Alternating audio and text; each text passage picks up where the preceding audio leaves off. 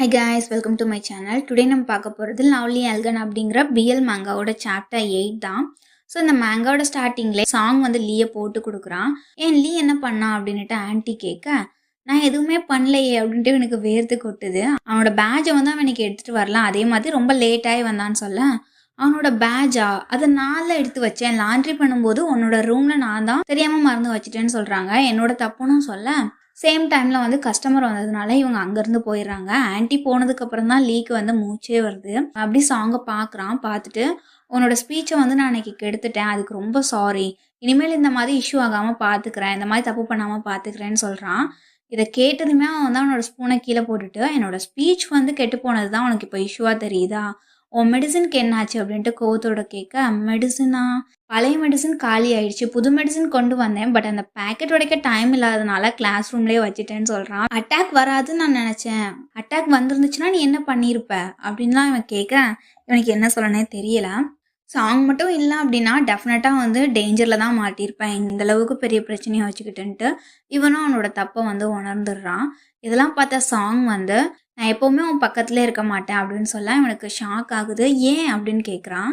சாங்கிட்ட எந்த ஒரு பதிலுமே இல்லை. அந்த டேஞ்சரால் வர கான்சிக்வன்ஸை விட நீ என் பக்கத்தில் இருக்க மாட்டே அப்படிங்கிறதான் எனக்கு ரொம்ப பயமாக இருக்குன்னு சொல்கிறான். அந்த இல்னஸ் பற்றி பெருசாக அவன் கேர் பண்ணிக்க மாட்டான் சின்ன வயசுலேருந்தே. அப்போல்லாம் வந்து சாங் தான், இவனுக்கு எப்போல்லாம் அட்டாக் வருதோ அப்போல்லாம் சாங் தான் வந்து இவனை பார்த்துருக்கான், நிறைய வாட்டி ஹெல்ப்பும் பண்ணியிருக்கான் இன்னைக்கு பண்ண மாதிரி.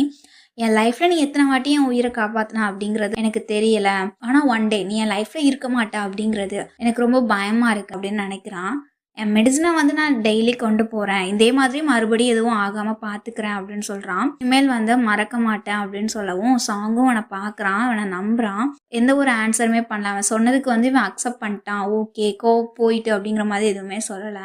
ஃபுட்டை வந்து சர்வ் பண்ணுறான். அவனுக்கு பிடிக்காத எல்லாத்தையுமே எடுத்து வச்சுட்டு இதை சாப்பிடு அப்படின்னு சொல்லி கொடுக்க, இந்த மாதிரி சாங் வந்து ஃபுட்டை சர்வ் பண்ணால் அவங்களோட பிரச்சனை வந்து முடிஞ்சிருச்சு அப்படின்னு அர்த்தம். நீயும் சாப்பிடு அப்படின்னு சொல்லிட்டு இவனும் ஹாப்பியாக அவனுக்கு சர்வ் பண்ணுறான்.